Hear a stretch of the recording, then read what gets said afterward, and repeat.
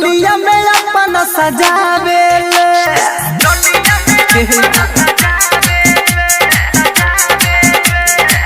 अरे सखिया के अपन बोलाई के झूमी झूमी गीतिया उगावे धोइले बिया खरही में काला सवार अरे ये प्यास इहे नु है मुस्कानवा। हाँ ये है हमर जानवा कि रोज बार जाल समके दिया नवा रे यार लभर हमर मुस्कानवा रे रोज बार जाल समके दिया नवा रे यार लभर हमर मुस्कानवा रे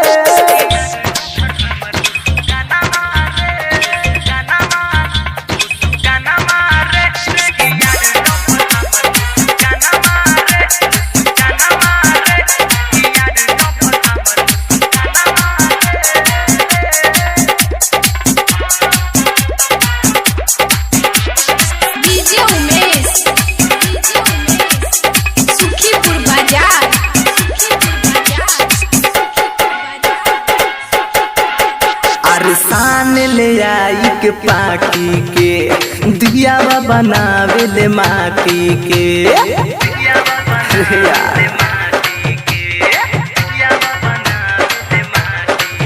अरे सान ले आई पाकी के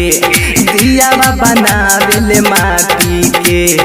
दिन भर रहेले जागल यारा सुते ले आधी राती के कमी न करे सब पूछ के मन न रही पूज के माई पूरा करी ओकरा सब यार मानवा रे। अरे यार फोन पर यह नु अभी बतियाई है।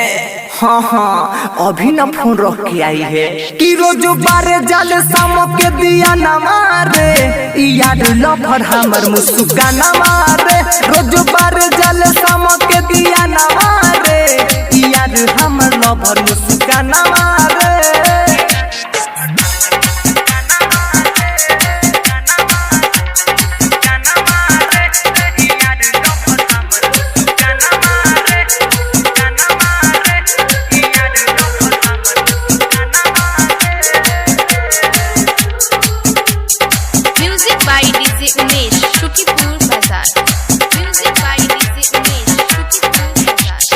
करे नहीं नवरा तर हो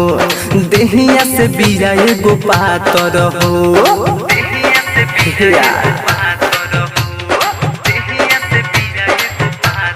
हाँ करे नहीं नवरा तर हो देहिया से बिया एगो पातर हो करे में पूजा एको दिन ना करे ले तर हो उत्तम विकास पर कसवा से कहे पुजाई के सबतवा के रहे खुशी में रसो कर माना मारे। अरे यार देखो तुम्हारे तरफ ताकी है। अरे चुप बेहुदा वो तुम्हारी काकी नु है कि रोज बार जाल समके दिया न मारे यार लभर हमर मुस्कान मारे रोज बार जाल समके दिया न मारे यार हमर लभर मुस्कान मारे रोज बगिया से फूल तोड़ी लावे